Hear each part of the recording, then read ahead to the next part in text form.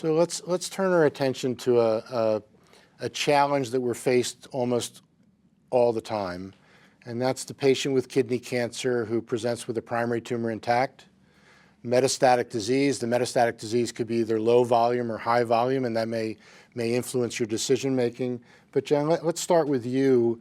Cytoreductive nephrectomy, when should we do it? Should it be done in everyone? Should everybody see a urologist? Should every person that we treat with a targeted agent have an upfront nephrectomy before we start? What's your thought process about that? That's, yes, and that's something that we are confronted with not infrequently. I tend to look at the whole patient to start with. Are they symptomatic from either the kidney tumor or the metastatic disease? Do they have perineoplastic syndromes? Are they in the high-risk group with the leukocytosis and the thrombocytosis, the inflammatory markers? Because I think that predicts for a more aggressive disease.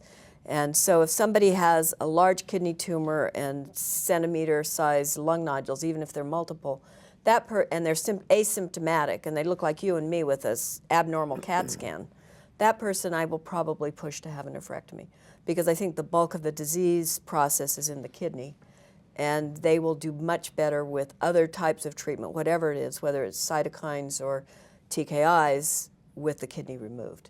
On the other hand, if somebody's coming in with hypercalcemia and they have a kidney mass and they have liver, lung, bone, everything disease, I don't think you want to waste their time by doing a nephrectomy. They need to be treated and put on a plateau of stable disease as soon as possible. And Chuck, how do you see that playing out in a community setting? Is it pretty similar to what Jan's identified? Very similar to what Jan said. I have anecdotally had several patients with all of our metastatic disease where aggressive nephrectomy and treatment of the metastatic disease with surgery or focused radiation has put them in a prolonged remission with no treatment. So I tend to follow that same stratification process. Yeah, I think we've all seen, different than a couple decades before, where the solitary brain met we're resecting, the solitary bone lesion we're dealing with.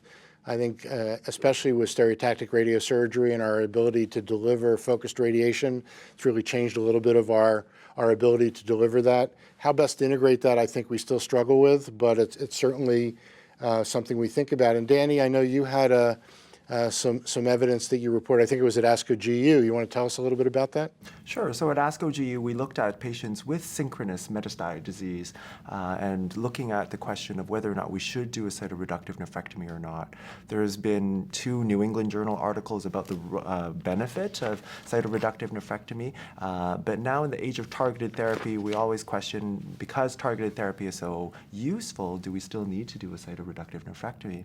So we looked at patients that did get surgery versus those that didn't get surgery, and we found that there was an overall survival benefit even after controlling for prognostic factors. But we took it a step further by looking at patient selection, because not everyone should get a cytoreductive nephrectomy. And we found that for patients that have an estimated median overall survival of less than 12 months or so, they might not have much benefit from a cytoreductive nephrectomy. And I think we all intuitively knew that if someone has a very short expected survival, you probably shouldn't do surgery, because then they have to deal with the side effects and recuperate from surgery. And we also looked at using our prognostic factors in determining whether or not someone should have a cytoreductive nephrectomy. We found that patients with 4 or more of the prognostic factors, of the IMDC criteria, those patients are more poor risk, and those patients actually do not benefit from a cytoreductive nephrectomy. So perhaps patients with 4 or more criteria, perhaps patients who have a survival estimated to be less than 1 year shouldn't be candidates for cytoreductive nephrectomy. There are obvious exceptions, such as people that are very symptomatic from their primary, for example, but I think that gives clinicians a useful guide as to how to deem one to be a good candidate for cytoreductive nephrectomy.